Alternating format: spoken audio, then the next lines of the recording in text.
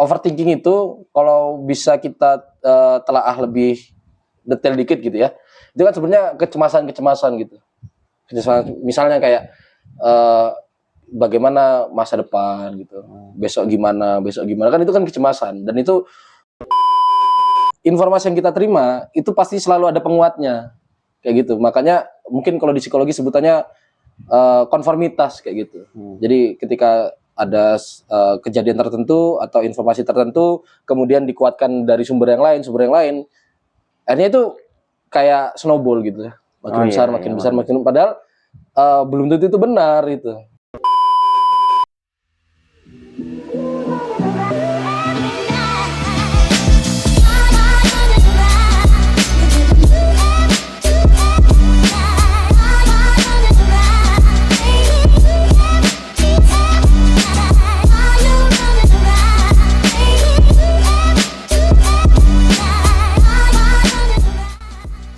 Selamat datang di Dialog Selepas Proker, di mana di sela-sela proker kita melakukan dialog dengan orang-orang yang sangat hebat ini. Dan pada video kali ini gue kedatangan tamu spesial, yaitu dari Mas Wildan, siapa? Wildan Ahmad Nugraha, PSI, sarjana psikologi. Beliau alumni dari Universitas Muhammadiyah Purworejo, betul ya Mas? Betul. Ini saya manggilnya Abang, Bapak, bebas, kayak nggak kenal aja. Oke. Bang ya, iya, Bang ya, biar nyaman, nyaman Bang. Boleh Del, Bang Dela ya. Oke, Bang. Oke, Bang Wildan. Sekarang setelah lulus dari kuliah, kesehariannya ngapain aja? Ya, alhamdulillah.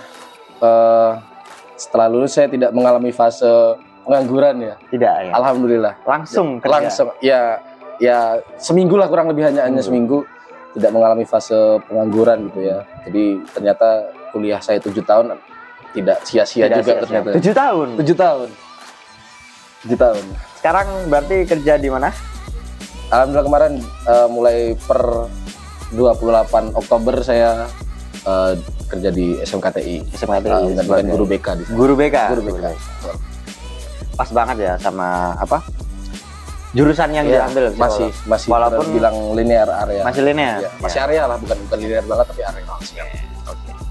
Coba kemarin kan ini ada di kita bulan Oktober ya. Kemarin itu bulan Oktober tuh terkenal dengan namanya bulan-bulan mental health. Iya, tahu ya Dila ya. Tahu Bang. Ya, karena baca Google. Oke. Mental health. Kemarin juga kan Abang pernah ngadain acara diskusi ya tentang mengendalikan emosi. Nah, kira-kira Bang, dari situ sebenarnya apa sih yang ingin Abang sampaikan sampai ribet banget harus buat acara diskusi seperti itu? Iya, jadi dari pengalaman saya di organisasi, di kuliah, kalau kita bicara tentang mental health itu sebenarnya sebuah sistem yang kompleks gitu. Karena dia multidimensi, banyak aspeknya, banyak faktornya gitu. Makanya kemarin waktu acara diskusi itu sebenarnya saya pengen kayak mencari hal-hal yang paling sederhana gitu, hal yang sepele, sederhana, yang sebenarnya itu bisa sangat mempengaruhi kehidupan kita gitu, dan mempengaruhi kehidupan kita artinya dinamika kita dalam menjalani kehidupan, emosi-emosi kita gitu kan, itu mau nggak mau nanti itu bakal berpengaruh dengan kondisi kita saat itu juga gitu. Apa yang kita rasakan, sedihkah atau apa? Kalau kita sedih nanti dampaknya apa? Kalau kita bahagia dampaknya apa? Ekspresinya seperti apa? Jadi diskusi tentang emosi kemarin itu benar-benar kayak berusaha sih, aku berusaha aja kayak ngajak teman-teman. Sebenarnya hal kecil ini berpengaruh banget loh gitu. Coba kita lihat dari teman-teman buat refleksi juga kan sebenarnya diskusi itu. Hal kecil ini dampaknya seperti apa? Gitu. Nah, kira-kira dari diskusi itu apa yang bisa Abang simpulkan? Ya, sebenarnya belum bisa disimpulkan banget ya, karena menurut saya kemarin itu belum selesai. Jadi kayak masih ada beberapa hal-hal yang mengganjal, belum terjawab, pertanyaan dari teman-teman belum terjawab, terus ada hal-hal yang belum tak sampaikan juga gitu karena baru pertama lupa. Jadi kalau mau disimpulkan sebenarnya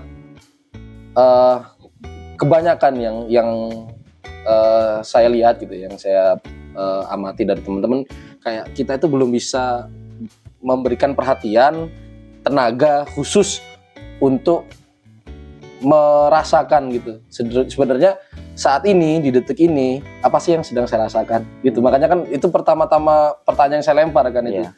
Apa yang kamu rasain hari ini? Ada beberapa orang yang jawab capek, ada yang jawab nggak tahu, kebanyakan itu artinya kan dia perasaan-perasaan dia, emosi-emosi dia itu kayak luput gitu aja masuk ke dalam jiwa dia gitu. Padahal menurut saya penting untuk bisa menyadari apa yang kita rasakan saat ini gitu, emosi apa yang dirasakan. Itu kenapa menurut Abang itu penting harus dirasakan? Kenapa dibilang penting? Karena permasalahan kita gitu, khususnya mahasiswa gitu ya, anak-anak muda lah gitu ya, bilang kita itu nggak tahu apa yang kita rasakan dan kita nggak tahu kita itu kenapa, biasanya gitu. Makanya kenapa banyak orang yang overthinking, banyak remaja Gen Z atau milenial atau mahasiswa yang overthinking yang sebenarnya belum tentu itu berguna gitu. Yeah. Sebenarnya yang dipikirkan tuh apa sih? Kan overthinking itu kalau bisa kita telaah lebih detail dikit gitu ya. Itu kan sebenarnya kecemasan gitu. Misalnya kayak bagaimana masa depan gitu. Besok gimana kan itu kan kecemasan, dan itu kecemasan selalu memberikan perasaan yang kurang nyaman gitu. Kita kayak bingung harus ngapain. Kadang kita udah tahu sebenarnya kita tuh harusnya begini, tapi kita nggak ngelakuin, kita nggak bisa, kita nggak berani. Itu karena ya kecemasan itu. Makanya pentingnya untuk kita bisa merasakan emosi-emosi itu adalah supaya kita nih tahu apa yang kita rasakan, posisi kita di mana, dan jalan mana yang mau kita tuju untuk keluar dari posisi yang tidak mengenakan itu, dari posisi overthinking itu. Kadang kita tuh tahu persis gitu. Mungkin teman-teman ada yang pernah menyadari kayak kita tuh tahu persis sebenarnya apa yang kita rasakan, apa yang perlu kita lakuin, tapi kita nggak ngelakuin itu gitu. Dan lebih meromantisasi kayak diam di pojokan gitu, sebelum tidur overthinking gitu. Kita lebih kayaknya anak-anak muda sekarang lebih seneng kayak gitu. Lebih kayaknya trennya begitu sekarang. Sering overthinking gitu ya. Iya gitu deh. Iya.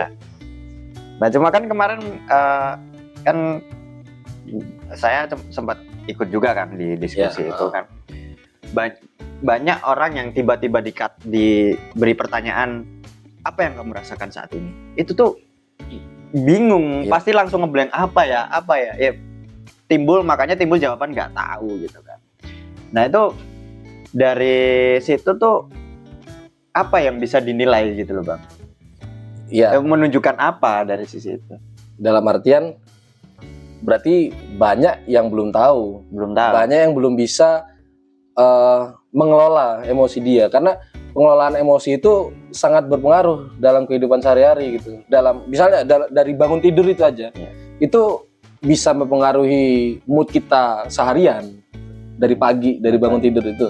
Makanya kita perlu merefleksikan diri dan memberikan perhatian. Sebenarnya apa sih yang sedang saya rasakan hari ini gitu, saat ini misalkan. Karena dalam sehari menurutku emosi manusia bisa benar-benar bolak-balik kayak gitu. Sedih, seneng, curiga, cemburu, khawatir, segala macam, kayaknya itu bisa cepet banget berubah gitu. Nah, kondisi kemarin teman-teman mungkin kayak brainstorming gitu ya. Karena mungkin jarang ditanya dan nggak pernah bertanya kepada diri sendiri juga, apa sih yang saya rasakan kayak gitu. Karena emosi-emosi terutama yang negatif gitu ya, emosi negatif yang kita biarkan masuk begitu aja dalam emosi kita, dalam jiwa kita, dan itu tidak kita perhatikan, tidak kita naikkan ke kondisi sadar gitu, dan itu terbawa terus sampai kita tidur. Kan kita nggak bisa mengendalikan tuh tidur tuh, dan mau nggak mau itu emosi-emosi negatif tersebut ikut tidur dalam jiwa kita.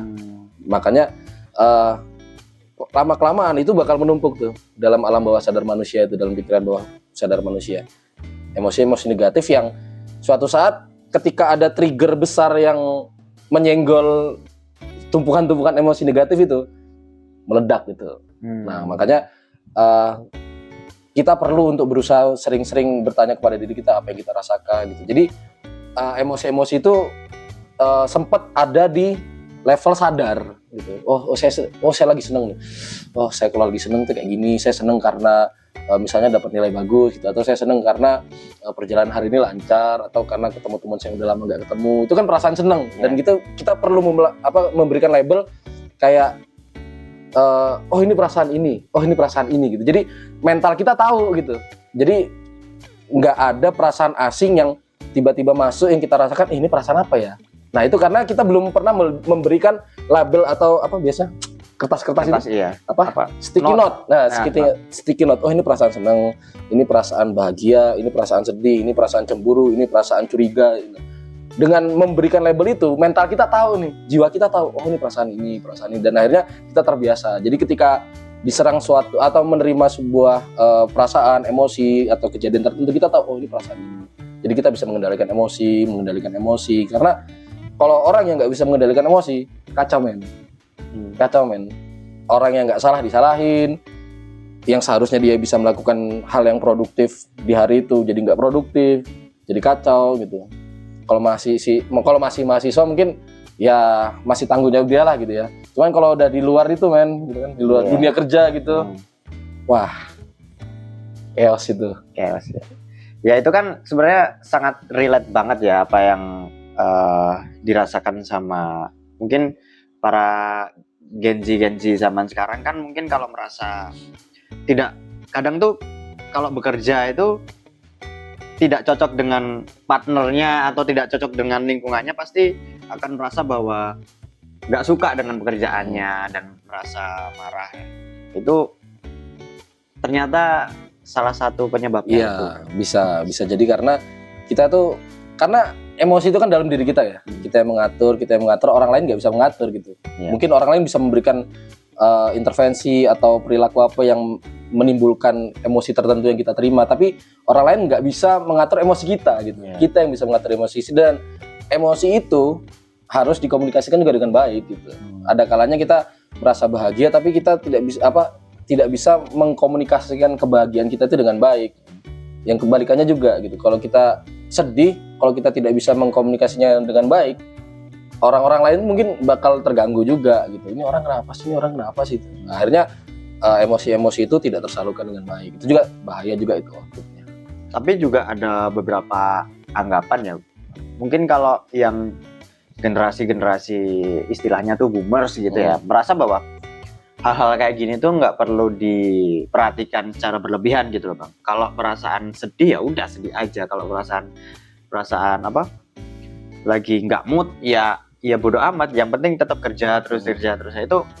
Itu kenapa bisa ada perbedaan yang sangat signifikan banget nih Bang antara generasi boomer sama Gen Z yang kita kan mengenal mental health kan baru-baru ini aja kan, baru belakangan tahun ini. Iya kan, dan baru jadi perhatian publik itu juga baru ya tahun 2000-an lah, 2020-an lah. Iya betul.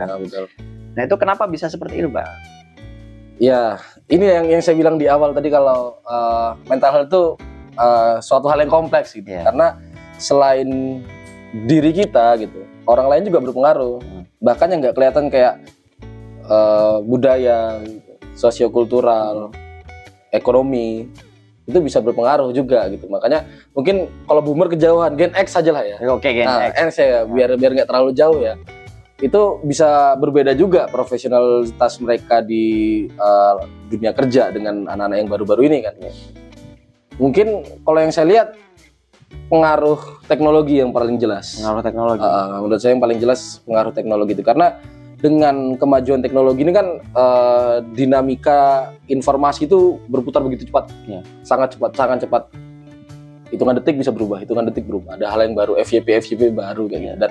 Dan mungkin yang Gen X dan apalagi Boomer itu tidak menemui itu, Jadi nggak ada tuh influencer mental health yang pernah mereka dengar zaman dulu itu mungkin ya. Jadi kalau memang waktunya kerja gitu, urusan pribadi gitu, mungkin mereka punya cara-cara tersendiri dalam mengatur meregulasi emosi mereka gitu, mengatur bagaimana mereka berkomunikasi dengan orang lain gitu. Karena mungkin teknologi tidak semaju sekarang dulu ya. Jadi sumber atau informasi-informasi yang kita dapat itu tidak sebanyak yang sekarang gitu. Sekarang kita nggak ngapa-ngapain aja informasi datang terus, Iya. ya kan? Iya. Informasi datang terus, akhirnya mental kita kecapean itu sebenarnya menerima informasi sebanyak itu. Kalau tidak terbiasa gitu, bakal capek juga gitu. Makanya mungkin kelihatannya berbeda itu karena di situ mereka tidak mengkonsumsi informasi-informasi sebanyak itu dari dulu gitu. Jadi perbedaannya kelihatan tuh anak-anak yang zaman dulu, yang Gen X, Gen Y, milenial, Gen Alpha gitu kan. Dari situ menurutku sangat berpengaruh itu teknologi. Pengaruhnya apakah karena sugesti-sugesti yang diberikan sama konten-konten FYP itu atau hal lain, Bang? Ya, saya pernah dengar dari siapa gitu ya. Jadi kayak alam bawah sadar kita itu sebenarnya tidak bisa membedakan mana yang benar, mana yang salah. Itu fakta unik yang menurutku mencengangkan. Kalau salah tolong dikoreksi ya. Gitu. Kayaknya saya pernah dengar seperti itu. Jadi informasi yang kita terima itu pasti selalu ada penguatnya, kayak gitu. Makanya mungkin kalau di psikologi sebutannya konformitas kayak gitu. Jadi ketika ada kejadian tertentu atau informasi tertentu, kemudian dikuatkan dari sumber yang lain, akhirnya itu kayak snowball gitu ya, makin besar, makin padahal belum tentu itu benar itu, belum tentu itu berpengaruh gitu. Akhirnya karena itu sudah dikonfirmasi banyak orang, konformitas itu bergulir makin besar, akhirnya itu jatuhnya tergeneralisasi akhirnya. Hal-hal yang sebenarnya nggak spesifik, nggak berpengaruh secara langsung, itu tergeneralisasi gitu. Makanya kayak apapun yang kita terima gitu, misalnya kayak laki-laki tidak bercerita gitu, itu kan kalimat yang sangat umum yang kita dengar baru-baru ini kan. Padahal nggak salah juga kalau laki-laki bercerita, laki-laki nangis segala macam. Bukan kita nggak perlu bicara tentang kesetaraan gender lah kalau masalah itu. Nah itu kan karena kalimat-kalimat konformitas itu yang orang-orang bilang gini, banyak orang yang bilang kayak gitu, banyak orang. Akhirnya kayak orang-orang yang baru pertama dengar itu kayak terbebani, dia sebagai cowok, sebagai laki-laki terbebani dengan kata-kata itu, padahal itu belum tentu benar gitu, nggak perlu dianut juga kan sebenarnya. Akhirnya generalisasi itu kan umum sekali zaman-zaman sekarang ini. Akhirnya itu berpengaruh tuh sama kepribadian dan mentalitas dia sebagai cowok ya, kita tadi contohnya cowok ya, begitu. Berarti kan intinya kan sebenarnya kenapa kita harus mengenali emosi dalam diri kita itu supaya kita bisa mengendalikan emosi. Betul. Tapi gimana cara kita tuh memfilter itu gitu loh Bang? Maksudnya memfilter tuh kan kebanyakan orang sekarang tuh oke lah kita memahami masalah emosi dan lain sebagainya. Tapi terkadang kita tuh mau apa ya? Mengkritik contohnya sederhananya mengkritik. Mungkin seseorang kita merasa karena kita paham dengan emosi diri kita jadi agak was-was nih. Karena kita tidak tahu emosi orang lain kan. Nah itu tuh jadi kesulitan loh kita. Alhasil jadinya tuh kita malah apa ya, merasa bahwa tidak terjadi suatu dialog yang bisa membangkitkan apa ya, membangkitkan ilmu kita gitu loh, obrolan kita gitu loh. Dalam arti misalnya Bang Wildan salah melakukan kesalahan dan saya berusaha untuk melakukan kritik terhadap kesalahan itu. Tapi saya takut. Apakah nanti kritikan saya itu bisa membuat Bang Wildan itu merasakan sedih atau marah atau hal-hal yang lain sebagainya, kan itu sangat mungkin terjadi di zaman ini. Betul. Kan dan mungkin kebanyakan teman-teman di rumah atau teman-teman yang melihat video ini merasakannya juga gitu loh. Mungkin hal-hal sepele kayak misalnya tidak buang sampah gitu loh. Kita mau mengkritik buang sampah dong di tempat pada tempatnya. Itu kadang orang jadi apaan sih lo gini jadi marah kan. Nah itu kita gimana cara memfilternya? Iya, jadi dalam konteks kecerdasan emosi itu sendiri kan sebenarnya ada bagian sebab-sebabnya, saya agak lupa. Bagian sebab apa, faktor-faktornya lagi. Dalam satu hal ada faktor yang berpengaruh adalah empati. Jadi empati itu termasuk faktor penting dari keseluruhan kecerdasan emosi seperti itu. Jadi miskomunikasi seperti itu terjadi umum gitu kan. Saya ngasih niatnya baik nih, ngasih tahu, tapi orang lain nggak menerima gitu. Barangkali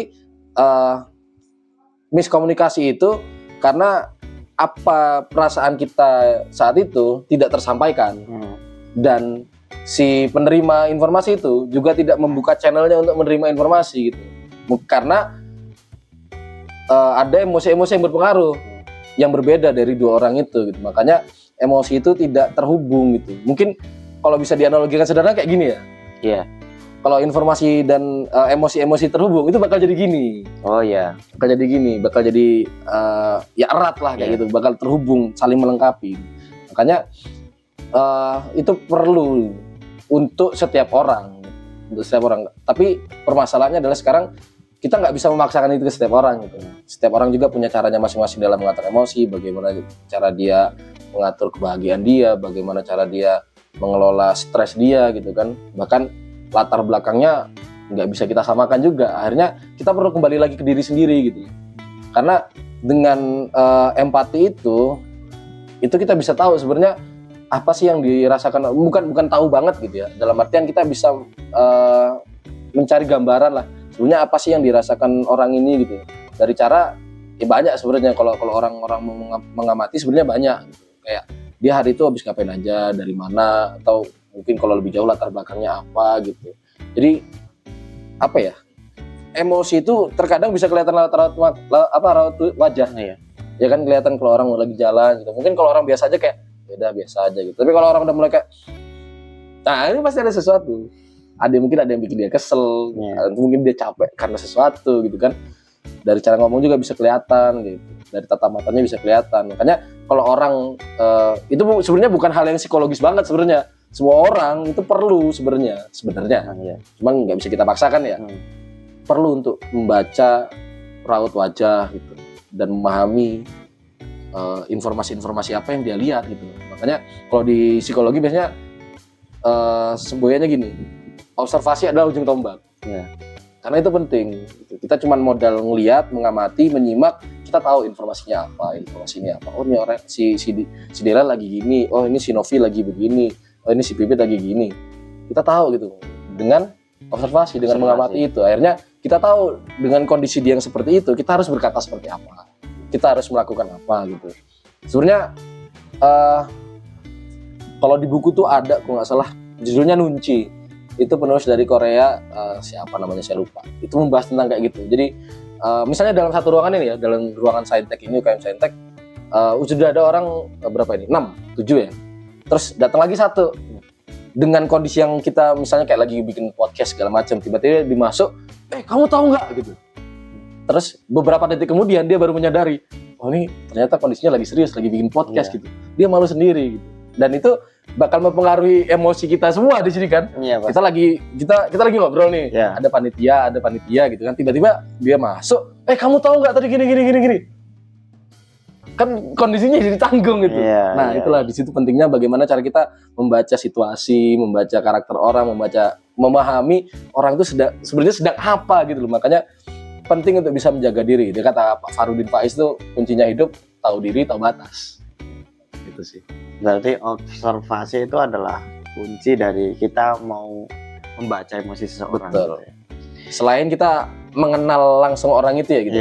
Karena ketika kita observasi atau mengamati perilaku dan emosi orang, kita syaratnya bukan harus kenal gitu kan. Kita bisa ngeliat ada orang asing gitu, ngeliat mukanya begini gitu. Dan itu ke depan kalau kita sudah punya catatan, kembali lagi kita punya catatan ke mental gitu. Aku biasanya kalau memahami orang kayak gitu Del. Jadi kayak misalnya ada orang yang cara jalannya gini gitu.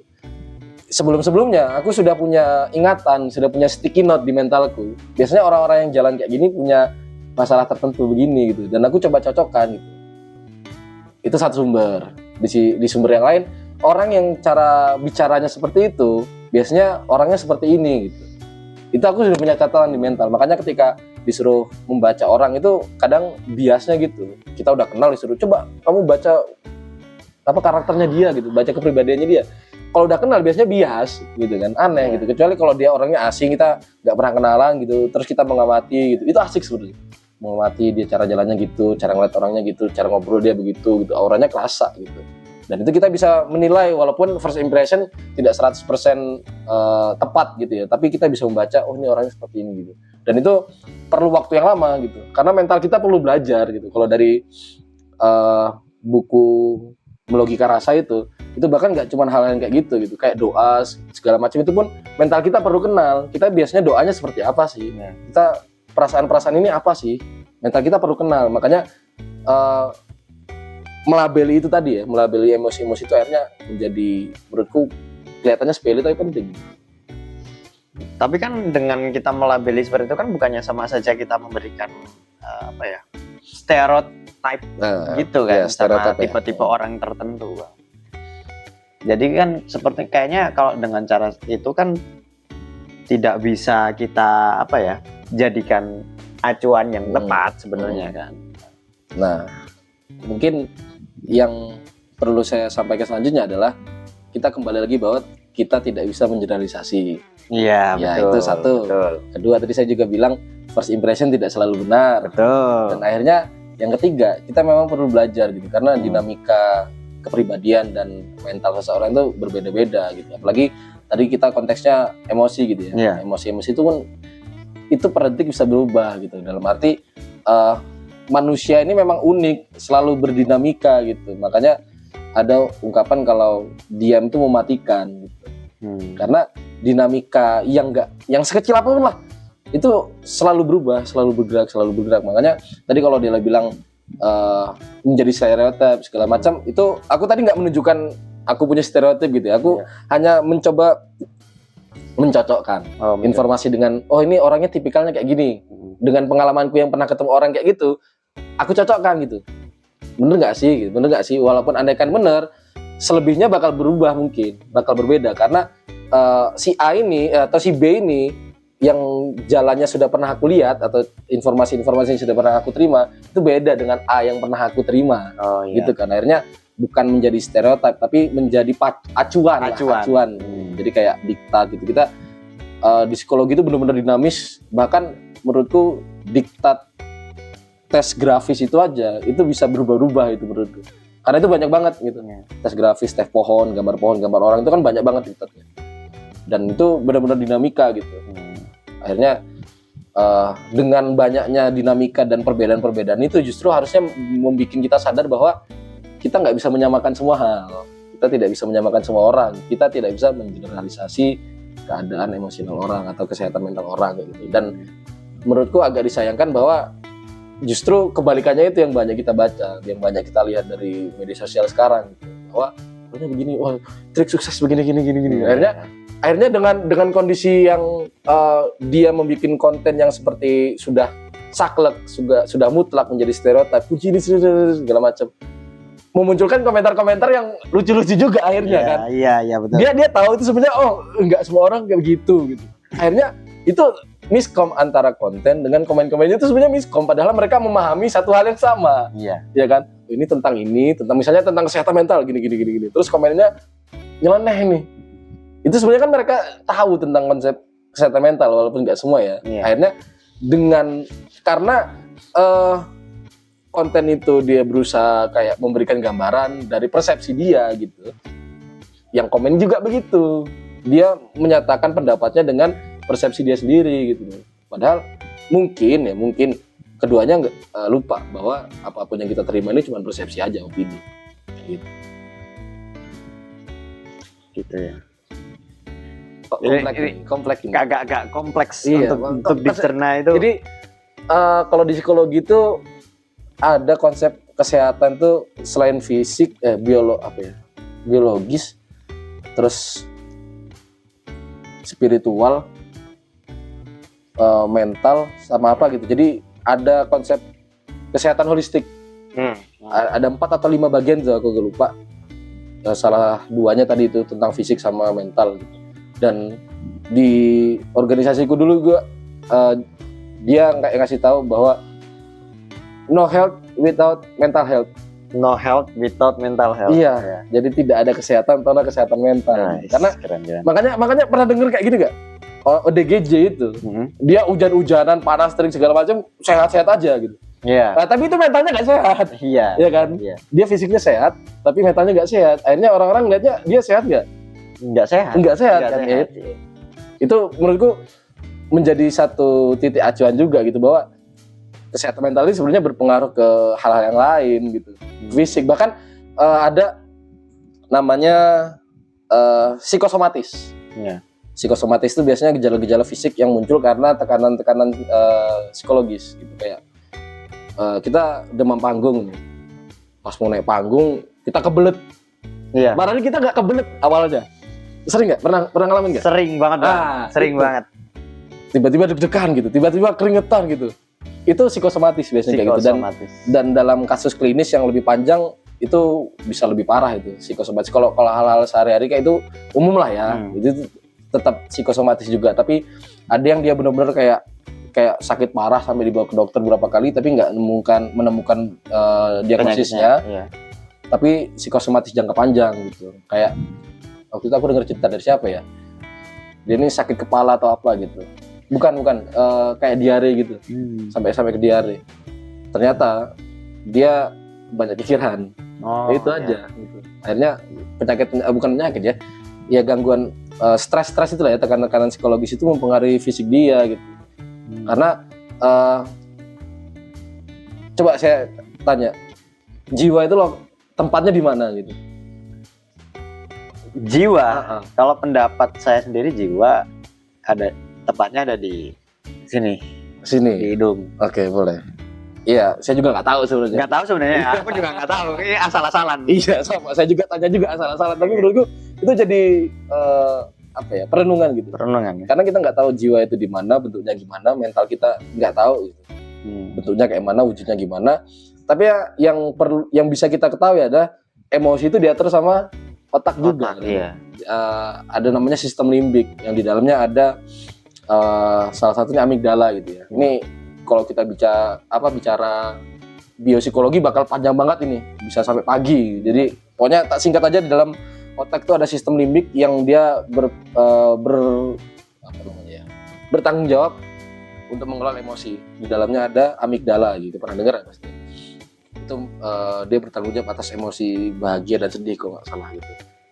Nah, dari dua itu, dari amigdala itu, dari sistem limbik itu, dia memberikan instruksi kepada kelenjar-kelenjar, sistem saraf-saraf yang lain di seluruh tubuh, karena dia berada di otak kan. Otak kan pusat kendali. Makanya kadang pernah nggak sih ada yang ngerasain kayak pas takut larinya lebih kencang? Ini kan pernah tanya sama diskusi kan. Pernah ada yang ngerasain nggak kalau misalnya kita takut kadang kita larinya lebih kencang gitu? Karena itu perintah dari otak gitu, perintah dari sistem limbik. Kita benar-benar takut. Kelenjar apa waktu itu gue bilang ya? Pokoknya adrenalin lah. Bagian di sini yang mengeluarkan hormon adrenalin tuh. Ini si Dela lagi takut. Tolong pompa adrenalin keluar buat lari.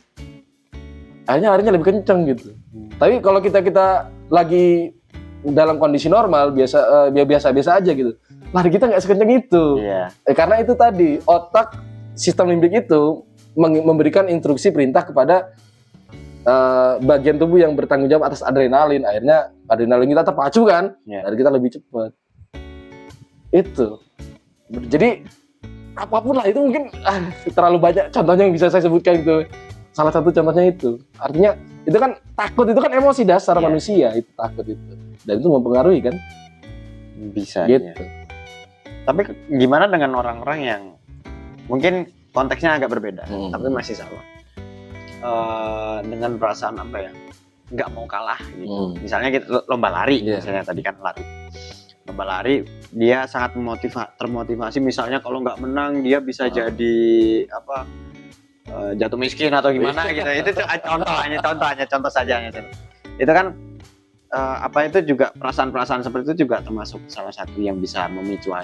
Akhirnya emosi-emosi itu kan menjadi motivasi itu kan sebenarnya kata dasarnya kan motif gitu kan. Makanya kenapa dalam banyak bidang kita ini motifnya apa kan. Karena di psikologi motif itu adalah sesuatu yang menggerakkan manusia untuk bertindak, berperilaku. Berpikir itu motifnya apa, berperilaku motifnya apa gitu. Karena dia artinya menggerakkan. Otomotif kan dia kalau kita bisa artikan secara sederhana kan bisa bergerak sendiri gitu kan. Atau automotif gitu kan. Karena motif itu artinya intinya bergerak. Akhirnya emosi apa sih yang menggerakkan dia kayak gitu? Akhirnya kayak atas dasar apa kamu ngomong kayak gitu? Nah, itu contohnya. Gitu. Akhirnya kalau kita nggak tahu itu menjadi problema yang bisa saja berkepanjangan gitu. Padahal kalau kita bisa menyadari emosi itu, tadi kita balik lagi untuk kita menyadari sebenarnya saya melakukan ini itu atas dasar emosi apa sih gitu. Dengan itu kan kita menjadi selaras gitu. Apa yang kita katakan, apa yang kita pikirkan, apa yang kita lakukan gitu. Masalah-masalah manusia kadang banyaknya dari situ. Kita ngelakuin apa, kita bicara apa, tapi kita nggak tahu itu landasannya apa kita ngomong kayak gitu, berpikir kayak gitu kita nggak tahu. Akhirnya kebingungan lah gitu. Nah kan ada seniorku pernah bilang, kita itu bukannya nggak tahu mau kemana, tapi kita nggak tahu lagi di mana. Itu menurutku lebih menyesatkan gitu. Dalam konteks tersesat nih, kita tuh kalau kita tersesat sebenarnya bukan kita nggak tahu mau kemana gitu, ya kan? Iya. Kita nggak tahu lagi di mana gitu. Betul. Akhirnya itulah kalau kita bisa tarik ke konteks mengenali emosi itu tadi. Kita nggak tahu emosi kita ini, dan kita tahu kita ngobrol, kita ngomongin orang, kita menyakiti orang, kita tahu gitu. Tapi kita nggak tahu itu perasaan kita lagi apa gitu kan. Makanya dan itu dalam tahapan perkembangannya itu bisa sama sekali berubah gitu. Jadi kayak model-model apa ya, proyektif kayak gitu. Kayak sebentar, kalau bisa aku berikan contoh,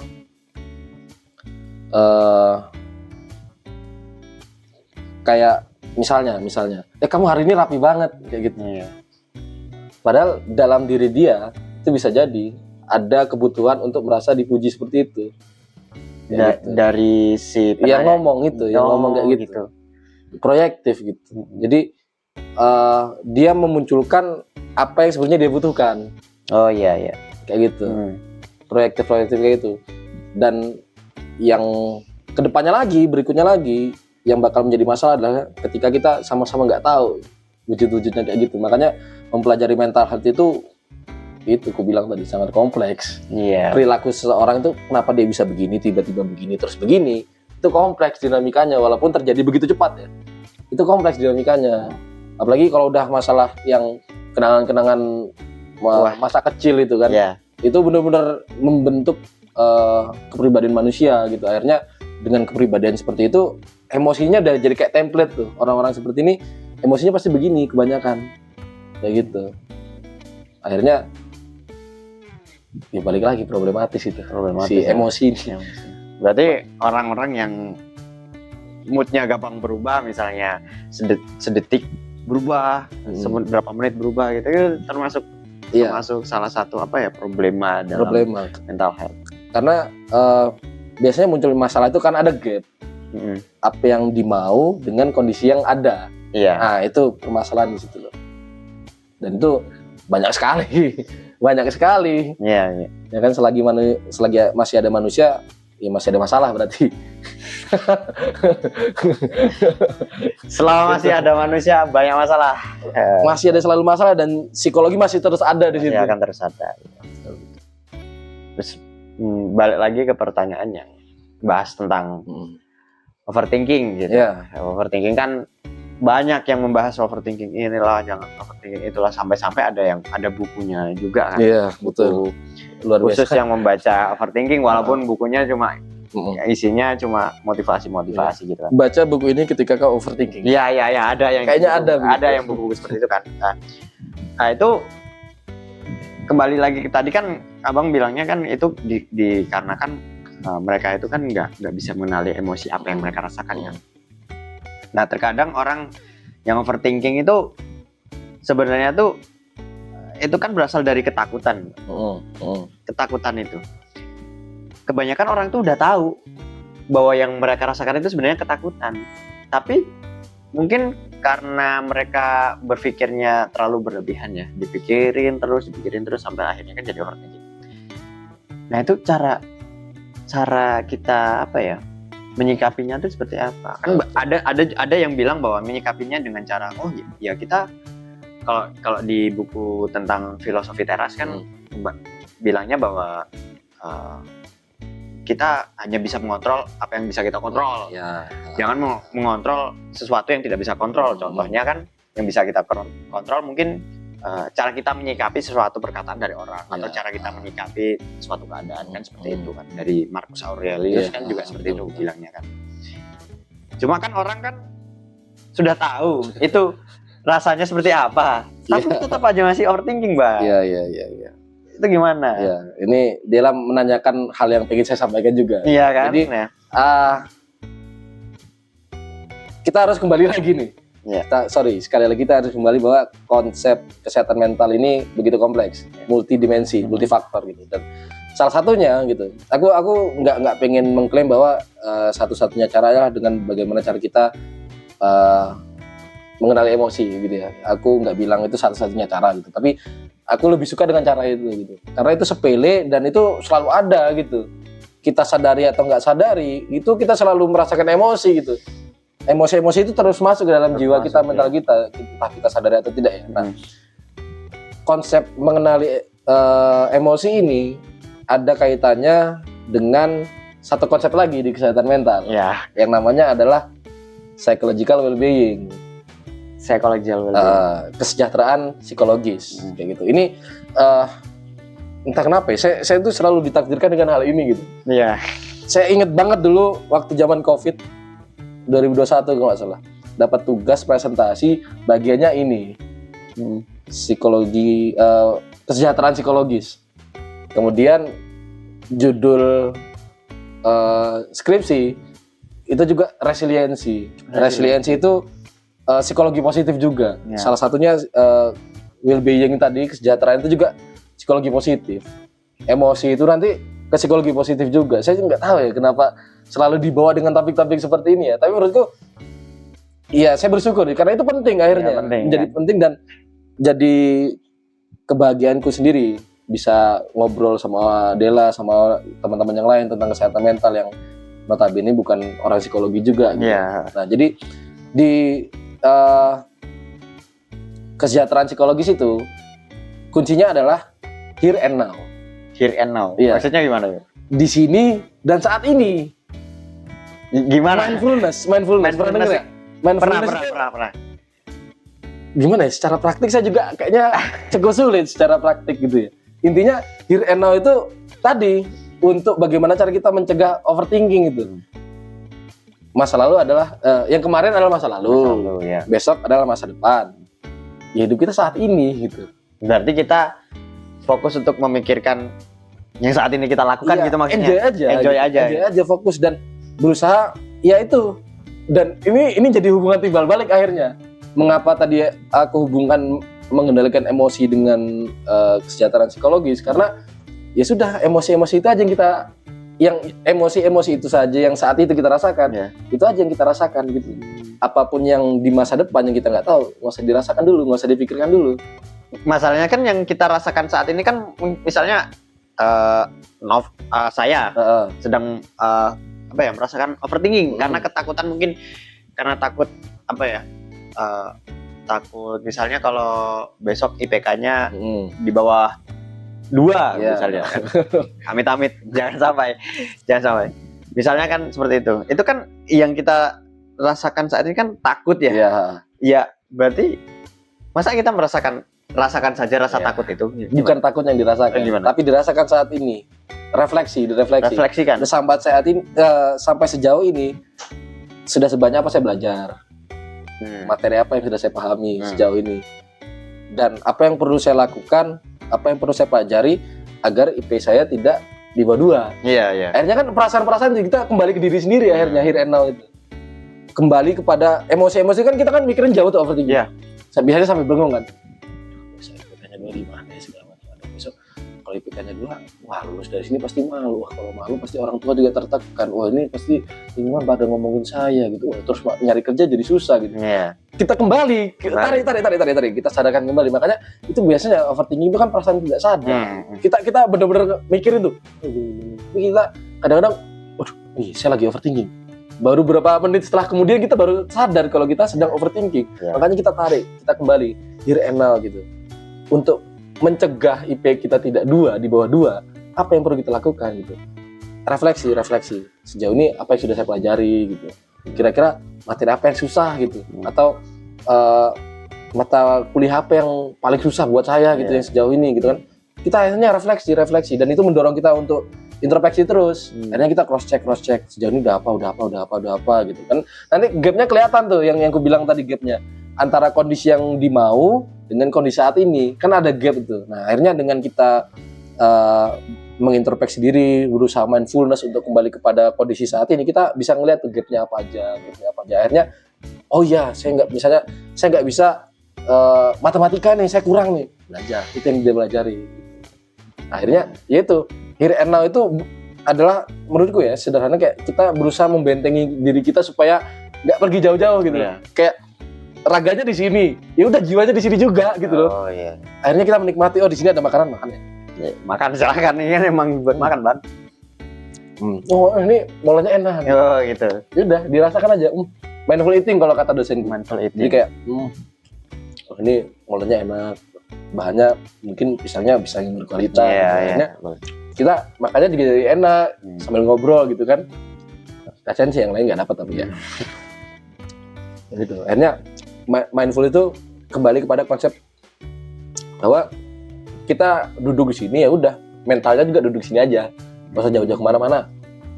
Akhirnya ya kita nggak keseret-seret sama mental kita kan gitu. Kadang ya itu saya bilang tadi, mental kita kadang nggak tahu mana yang benar mana yang salah.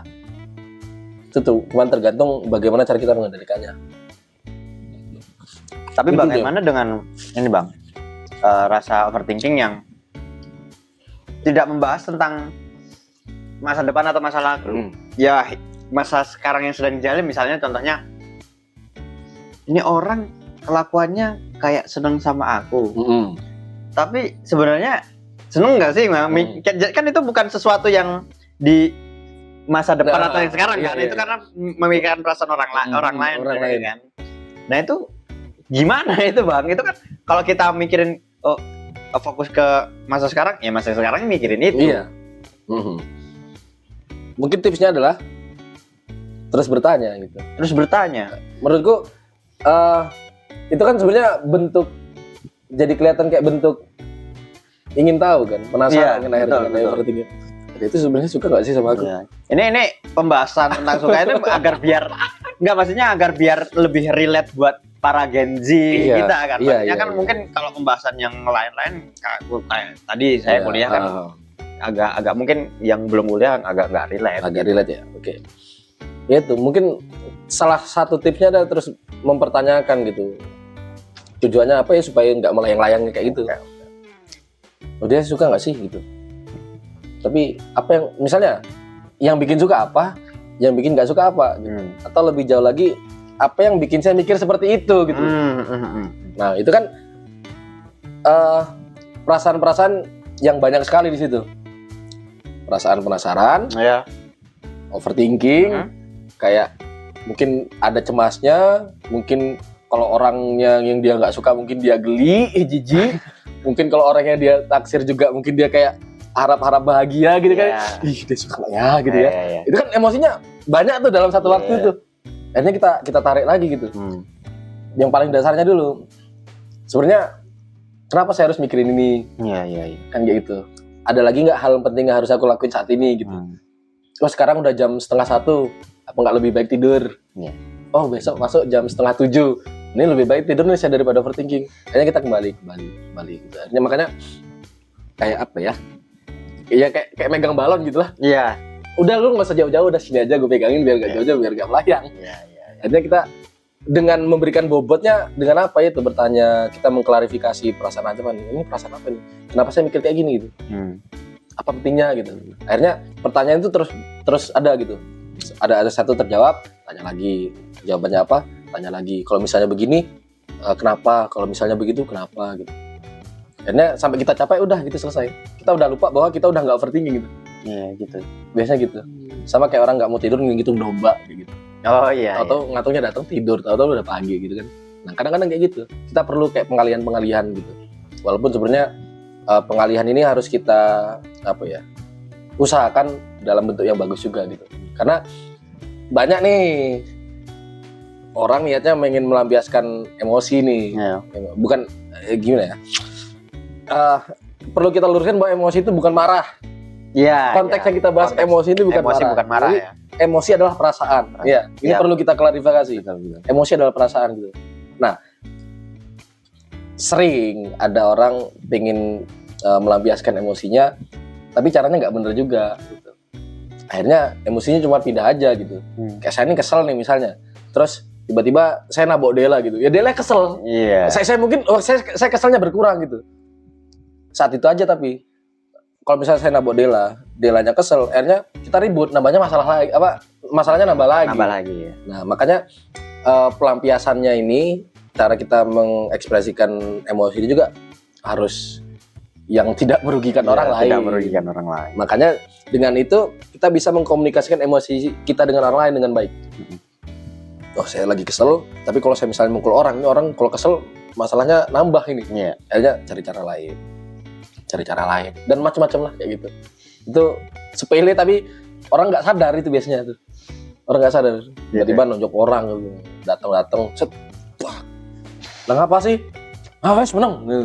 Ya itu dia karena Banyak dia tidak itu, bisa mengkomunikasikan atau membahasakan emosinya. Dan kelihatannya kalau kita nggak tahu, kalau awam ya, kayak orang lain itu kayak dipaksa untuk memahami perasaan kita gitu kan. Iya. Itu kan nggak bener juga sebenarnya. Gitu Del. Ribet nggak? Lumayan ribet tapi ya paham sedikit lah. Lagian ngundang gue ngomongnya kesehatan mental. Iya.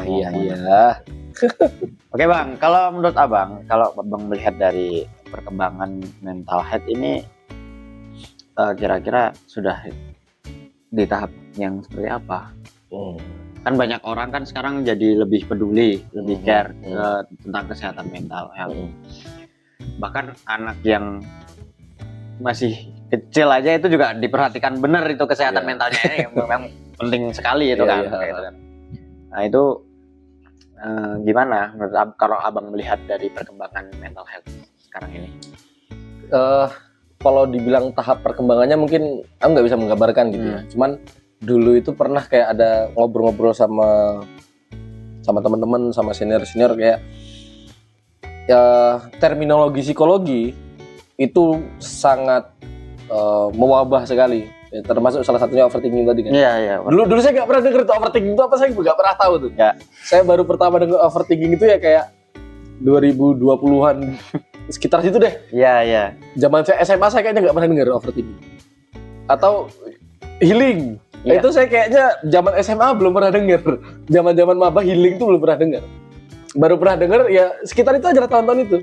Nah, dalam artian selain karena pengaruh teknologi, ini juga menurutku yang dari obrolanku sama teman-teman dan senior-senior ya kayak kita membuat terminologi atau bahasa-bahasa psikologi itu menjadi klise kayak gitu. Yang kulihat dari sekarang ya. Karena banyak hal yang sebenarnya nggak sesuai dengan apa yang semestinya terjadi gitu. Contoh kayak ya kalau overthinking tadi mungkin begitu ya. Self healing gitu. Self healing ini setahu aku dari dosen itu dia butuh tenaga profesional, artinya perlu ke psikolog. Itu self healing karena dia memang tujuannya untuk menyembuhkan luka batin masa kecil gitulah. Yang udah lawas banget, kenangan buruk yang udah lawas banget, intinya begitulah self healing. Tapi kita tidak mengartikan self healing seperti itu yang sekarang ini. Tidak. Oh saya capek, saya pusing, habis UAS, waktunya healing. Nah itu masalahnya. Kamu capek itu, kamu stres itu bukan kondisi luka masa kecil, gitu loh. Bukan luka mental, luka batin gitu loh istilahnya. Lu cuman stres doang gitu. Karena stres itu kan apa ya bahasanya ya? Ya permasalahan sehari-hari stres itu, tekanan kan dalam artinya. Ini bukan suatu hal yang bisa diselesaikan dengan kalimat self healing gitu. Iya. Mungkin ya udah traveling aja udah kayak gitu loh. Refreshing aja udah gitu, gak usah pakai self healing gitu loh. Iya. Itu sempat ada ngobrolan aku sama teman-teman kayak gitu. Dan banyak hal yang lain lah. Akhirnya kayak yang paling saya nggak mudah itu gaslighting.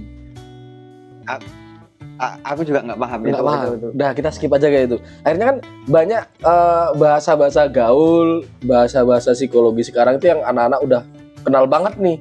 Udah jadi bahasa sehari-hari, bahasa obrolan gitu kan, kayak kayak pernah ada kontennya siapa, lu pernah nonton nggak ya? Yang mana? Konten yang orang Jaksel itu, pernah nonton nggak? Yang apa sih? Ya, pokoknya intinya yang gitu yang dia si ngomongin. ini, yang anak-anak skate naik. Ya kurang Lupa, lebih aku gitulah. lupa. Aku tahu orangnya, tapi aku lupa Ya, namanya. itu kan dia pernah nyebutin dalam kontennya kayak orang yang begini berarti overthinking, orang yang kayak ini gaslighting, orang yang kayak ini artinya dia menyebutin hasanah terminologi psikologi yang lagi booming saat itu. Nah, mau nggak mau kita sebagai penikmat konten itu secara langsung nggak langsung kita mulai menerima bahasa-bahasa psikologis itu menjadi bahasa sehari-hari gitu kan. Ya healing lah, weekend masa nggak healing gitu. Masalahnya self healing itu konteks awalnya adalah Berbeda. untuk menyembuhkan luka batin, Luka batin, masa kecil, luka mental di masa kecil gitu loh. Bukan stres terus self healing, bukan. Kalau gitu berarti kan tadi luka batin kan ya? Masalahnya gini, kalau saya memperhatikan orang-orang di zaman ini, di timeline waktu ini itu mereka kadang tuh suka melebay-lebaykan, yaitu tadi melebay-lebaykan istilah psikolog, melebay-lebaykan kata-kata mental health. Kayak contohnya itu dikit-dikit healing, dikit-dikit healing, kayak diputusin pacar healing gitu kan. Itu kan sebenarnya itu kan kalau bisa kita lihat kan sebagai dampak dari berlebihannya kita menganggap suatu mental health gitu kan. Nah itu juga sebenarnya mau aku tanyakan juga Bang, bahwa dampak dari kita terlalu peduli dengan mental health tuh sebenarnya sudah terasa saat ini. Iya kan. Nah itu kalau dari pandangan seorang sarjana psikolog itu seperti apa? Dulu aku waktu masih jadi pengurus di ILMP itu ngerasa, kan dulu awal-awal aku masuk di sana tuh kayak berusaha membumikan psikologi gitu. Iya. Kalau nggak salah istilah-istilah, pokoknya slogan-slogan awalnya begitu, kayak membumikan ilmu-ilmu psikologi kepada masyarakat luas kayak gitu, biar paham psikologi itu apa, penyakit-penyakit psikologis itu apa gitu. Nah beberapa tahun kemudian jadilah kenyataan itu, masyarakat istilahnya nggak benar-benar ya aku bilang ya, kenal lah psikologi itu apa dengan istilah-istilah psikologi yang berbagai macam tadi ya, contoh-contoh yang kita sebutin. Tapi overuse kayak gitu malah menjauhkan kita dari mana aslinya. Dan menurutku kalau kasar-kasarnya harusnya ya memang orang-orang psikologi merasa tersinggung juga dengan pemakaian kata-kata kayak gitu. Karena kita yang mempelajari istilah itu secara langsung di kuliah, tapi orang lain pemakaiannya tidak sesuai pada tempatnya, tidak sesuai dengan konteksnya gitu.